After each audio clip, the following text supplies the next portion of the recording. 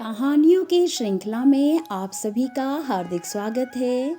आज की हमारी कहानी अकबर बीरबल से संबंधित है, जिसका शीर्षक है स्वर्ग की यात्रा। तो चलिए सुनते हैं कहानी स्वर्ग की यात्रा। अकबर का बीरबल पर अति विश्वास तथा हर बात पर बीरबल की राय को सर्वोपरि रखने के कारण बाकी दरबारी बीरबल से ईर्ष्या करने लगे थे। बादशाह अकबर के दरबार के अधिकांश मंत्री बीरबल से जलते थे। उन्हें बीरबल की अकबर से निकटता फूटी आंख नहीं सुहाती थी। दरबारी जानते थे कि बीरबल के रहते वे कभी बादशाह अकबर के प्रिय नहीं बन सकते। एक बार उन्होंने बीरबल को अपने रास्ते से हटाने की साजिश की। इस साजिश में उनका सहायक बना बादशाह अकबर का नाई। नाई को बादशाह अकबर के बाल काटते समय उनसे वार्तालाप करने का अवसर मिल जाता है। एक दिन बाल काटते हुए वह अकबर से बोला, बादशाह सलामत, कल रात मैंने एक सपना देखा जिसमें आपके अब्बा हुजूर मुझे दिखाई दिए। अपने पिता की बात सुनकर अकबर भावुक हो गए। अकबर के बचपन में ही पिता की मृत्यु हो गई थी।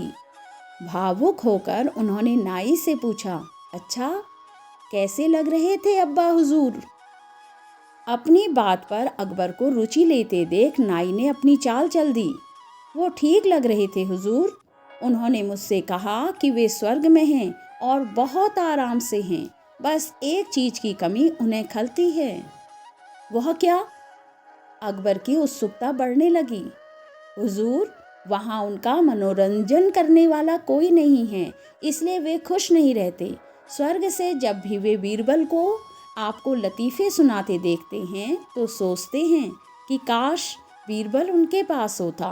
उन्होंने आपके लिए पैगाम भिजवाया है कि बीरबल को उनके पास स्वर्ग भिजवा दिया जाए। बीरबल अकबर को अति प्रिय थे, लेकिन अपने पिता की इच्छा पूरी करने के लिए उन्होंने निर्णय लिया कि वे बीरबल को अपने पिता के पास स्वर्ग भेज देंगे। अगले दिन उन्होंने बीरबल को अपना फरमान सुना दिया। बीरबल अकबर का फरमान सुनकर हैरान रह गया।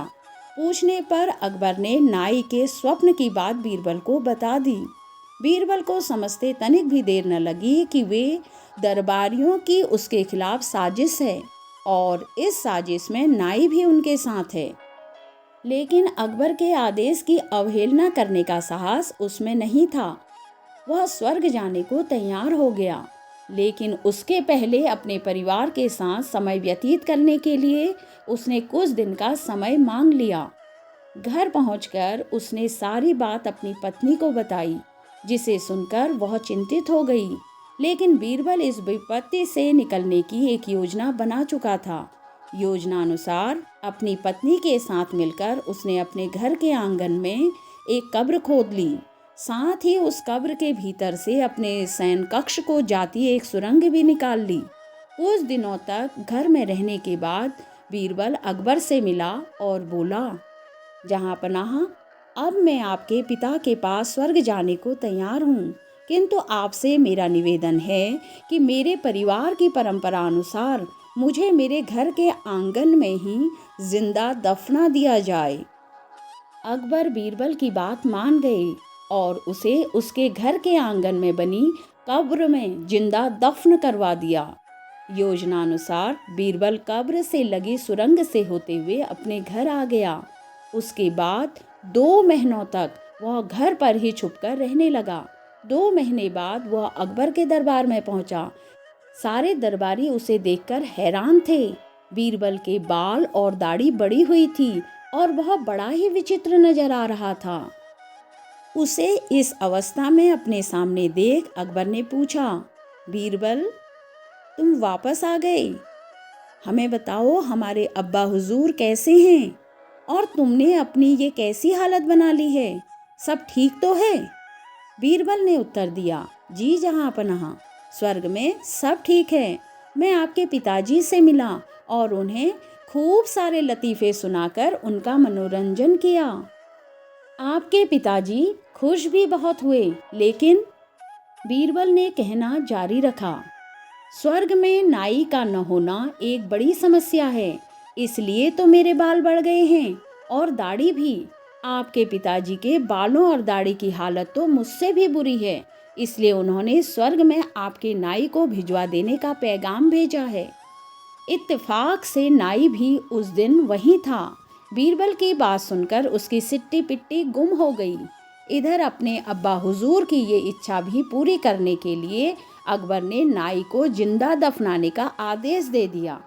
यह आदेश सुनकर डर के मारे नाई अकबर के पैरों पर गिर पड़ा और बीरबल को फंसाने की योजना और उसमें शामिल मंत्रियों के बारे में अकबर को सब कुछ साफ साफ बता दिया। फिर क्या, साजिशकर्ताओं को उनकी साजिश की सजा मिलनी ही थी। अकबर ने सबको 50-50 कोड़े लगवाए।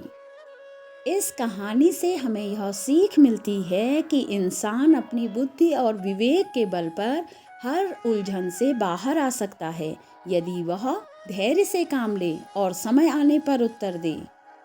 बीरबल यदि जल्दबाजी में अकबर को समझाने का प्रयास करते तो पिता से भावना जुड़ी होने के कारण उनकी बात अकबर के समझ में नहीं आती। दूसरी सीख यह मिलती है कि कभी भी बुद्धिमान व्यक्ति के खिलाफ साजिश करने से पहले 2-4 बार विचार कर लेना आवश्यक होता है। कई बार खुद मुश्किल में पड़ सकते हैं, जैसे वो कहावत है ना, लेने के देने पड़ गए। पूरी कहानी में मेरे साथ बने रहने तथा कहानी सुनने के लिए धन्यवाद।